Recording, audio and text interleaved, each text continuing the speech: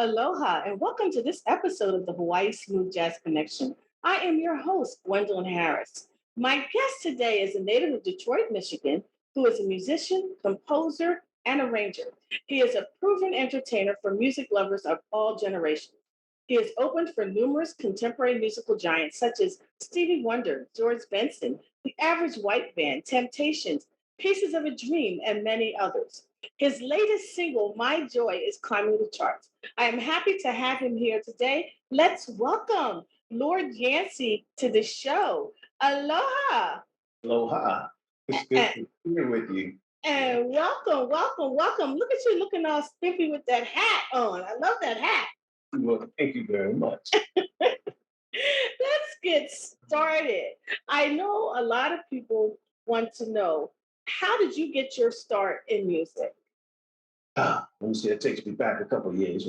Go ahead, tell us. 13, in my family church, I used to go every Sunday, Monday, Tuesday, Friday, and it seemed like Saturday and Thursday. But anyway, on this one particular Sunday, a gentleman came and he had brought this instrument. And I didn't know what this guy was about to do. And anyway, he pulled that instrument out and he went into a song. I can remember the song. It was called I Go to the Rock. He lit into it so heavy, so hard, with such an authority. And church folks call it the anointing. So that he just, I don't know, something pervaded through that horn and it began to flow through the atmosphere. And I felt something different. I felt something that made me very curious to know, how did he do this? Some of the other sisters and members, they were cutting up. Lady threw her baby up in the air. Brother jumped over the bench. He ran. He caught the baby. The baby was good, but the spirit was right. And so afterwards, I had to meet this gentleman and find out what that shiny thing was in his hands. And he was so kind and gracious that he said, "Come on, let me show you." He let me hold it. And it was a wrap. It was over. My story began musically that day, many years ago. Wow. You just tell your stories. I love the way you tell that story. I love the way you tell that story. Now, what were some of your musical influences?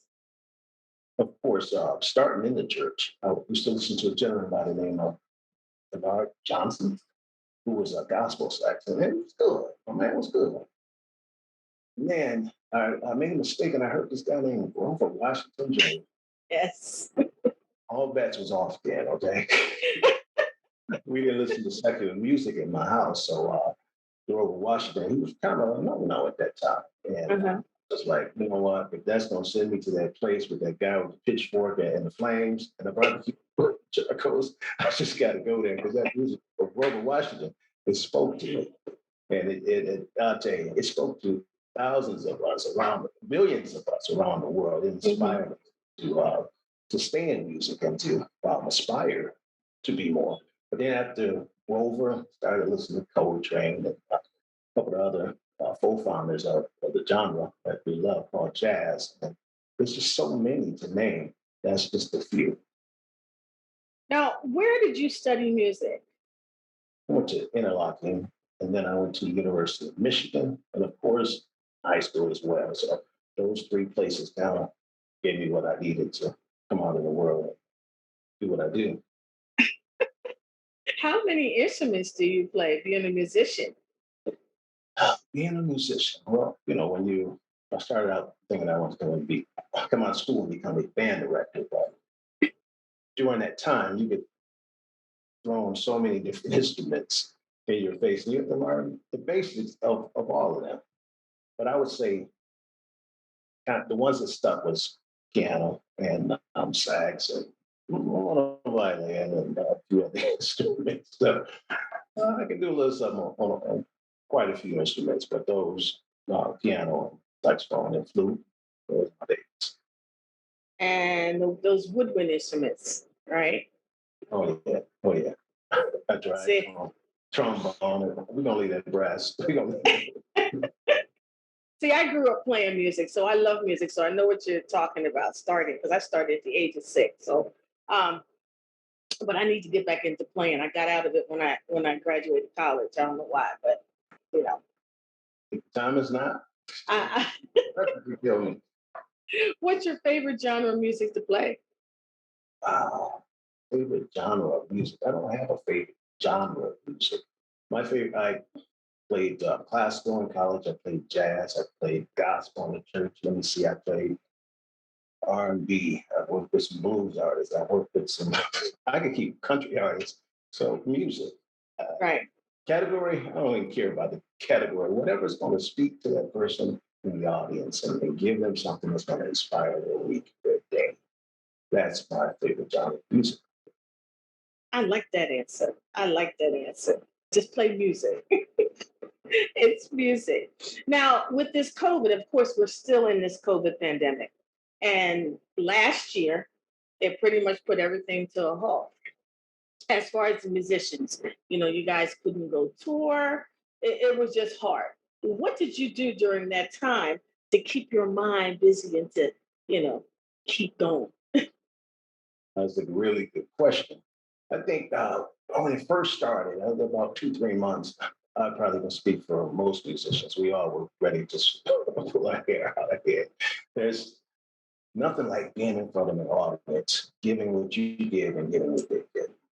So I just realized that we at a different place here. I got to make something happen. And so what I did was I went in the studio and I just started writing and writing. But all along, my phone kept ringing. Hey, Yancyy, we're doing a Zoom based this, that, and the other. So I played a lot of Zoom concerts for organizations, for churches. And so I stayed busy creating and performing.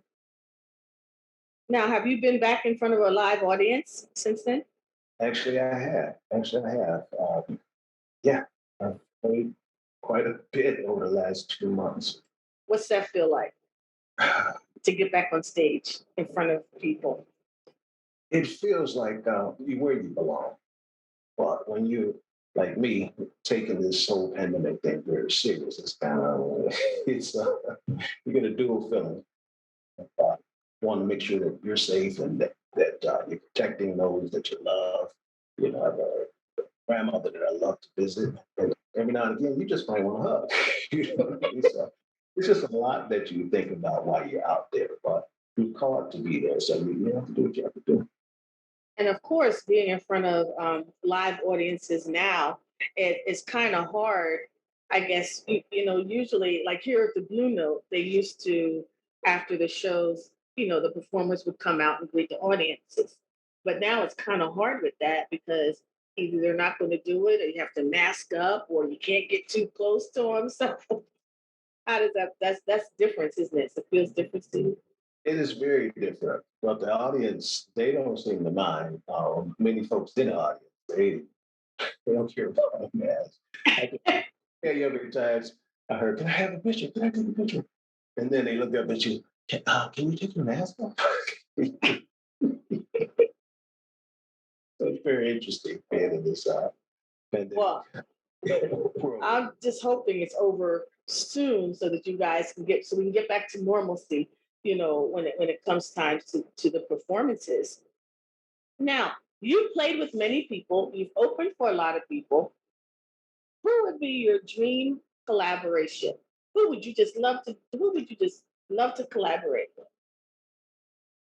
That again is an interesting question. And the answer is not so cut and dry. For me, it's working or networking with any artist that has a positive message and they're using their gift and their art to make the world better. So it's not a particular person. It's just connecting with people who live in their life, their purpose. They want to make a difference. That's it. Now, tell us about um, this your new song, My Joy, which I absolutely love. What was the inspiration behind that tune? Many of these songs that that one and the ones to follow came out of the we knew that it was rough out there, and people needed something that would make them move, a little exercise, and make them feel good on the inside. So, connecting with some of my buddies in Detroit, we got busy writing together, and my joy was birthed. Now here's a question for you, and I asked this of all the artists. There are a lot of saxophonists, even though you play many instruments, but we really know you on the saxophone. So there's a lot of saxophonists out there in the music industry. What sets you apart from the others? Hmm. I would say that my varied experience with classical, with jazz, and with gospel has given me a different, how can I say this, a different spin on how I deliver it. It's probably my intention. When I'm on stage, it's not about the artist, it's not about ego, it's about giving that audience something. So it's a different way that the same note comes out different than it might come out with another. Maybe it's the experience, maybe it's the passion, maybe it's a number of things. But for the most part, I would say it's something about passion that kind of touches people and reaches them. You can see them come in one way, the concert one way, and they leave out the whole other way. That's when you know that the spiritual aspect was communicated and you've done your job as the tool there. Now you have many organizations that are dear to your heart. But what's the one that is most dear to your heart? What organization is that you uh, working with? I work with a lot of different nonprofits, but I would say that I have a passion for working with children and inspiring them. Working on a new program now that will kind of get out there and talk to these young men and boys that are coming up who may not have good role models or whose mental conditioning may need just a little more inspiration. So hoping to bring some professionals I know and marry that with the children and just offer them a glance of the world in a different way that they may never get to see it if someone like me will come along and share with Now, I think you're going to play for us today, right? A little something for us. them. I can do that. I can do that. Yeah, we can make that happen. You can make that happen. We can make that happen. Yes. You want to set it up? Yeah, you can set it up. Sure. Let's do that. I'm gonna let you tell us what you're going to play. This particular song is entitled Happy. And it's another one of those songs that the audience has communicated with me that it makes them feel good. And I wanted to share that with you and your audience too. So I got it queued up. Let's see what we can do. Okay.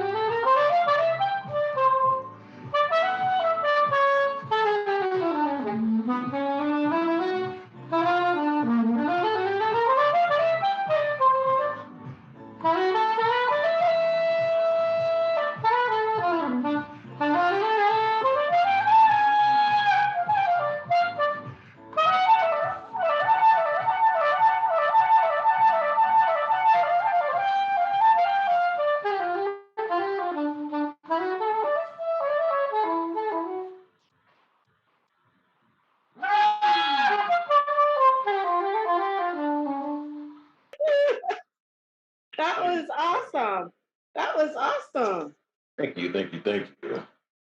Sure, I need to find out where you're playing next and come see you, fly to see you. I'm And fine. we're gonna get to that in just a minute. We'll get to that in just a minute. But I'm looking around your studio and I see all your instruments. Is there a particular brand of instrument that you play? Not brand, yet brand of saxophone that you prefer? That's a good one. That's a good one. I've got a lot of sounders. I've got I've got a lot of instruments. So I don't really want to say that the answer to that question just yet. I'm working, I'm working on a new endorsement, so Oh, okay. Okay. I don't want to get into the logistics of that. But uh, mm, mm, mm.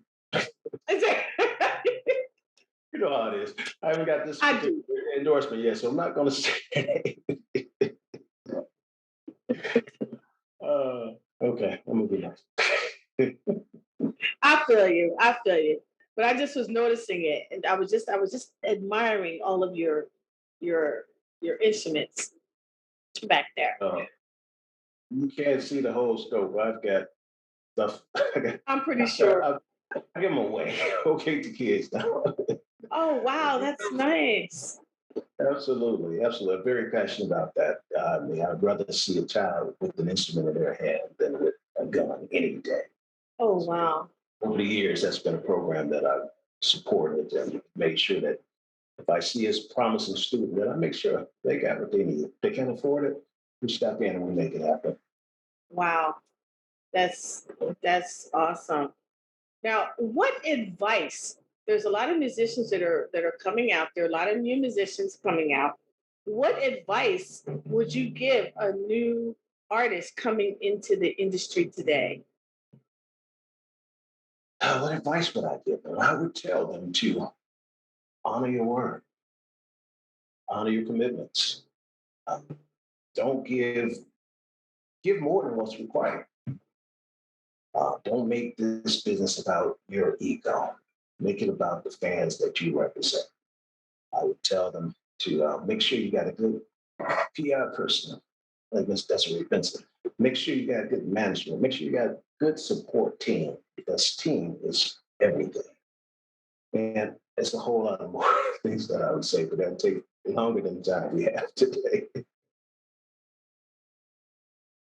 What new projects, if any, are you working on? Are there any shows, virtual shows coming up that we should be marking on our calendars? You know, music. I got a lot of new music coming out, coming down. Yeah, but it's a whole lot. So definitely stay tuned to the social media platforms, the website, and yeah, yeah, a lot of new music. But performances, yeah, there's quite a few shows coming up as well. So Where can where can people go to find out, to find your to find your to find your music and to find your performances? Like me. okay. Primarily, all of that is it's uploaded to LordYanceyMusic.com as well as Lord Yancey on Facebook and Instagram, L Yancey. So everything going on with me gets put on those platforms. Wow. What do you like to do? What do you like to do in your spare time? Because I know you're so busy. Spare time, what is that? Oh, in my spare time, I like to work out. I like to read. Gosh, I like to spend time with people that matter. So I love they have good conversations with good friends. It's just on and on. I love to uh, travel and do photography. Uh, I love to cook actually. Wow, okay. It's a lot of different things that I taste that are very they all over the place. Well, our time has come to an end. I'm looking in our little chat. You know how we do these interviews now through Zoom? I'm looking through my chat. So our time has come to an end. But I thank you so much, first of all, for staying up late to do this interview and for the technical difficulties we had prior to the show. But I thank you so much. for staying up late during the interview, and of course, giving us a little sample of what you do. I'm definitely going to be looking you up. I'm definitely going to be finding out where you are and come to see you in person. And maybe one day you'll get to come to Hawaii here. I've been there 7 times. Really? Favorite places in the whole wide world. I've seen some parts of this world. But we'll have to get you back over here. If you have not been to Hawaii, you got something special about Hawaii. Any island, just choose one. But we'll definitely have to get you back over here. Again, thank you so much for being with us. And to my viewers, until next time, aloha and God bless.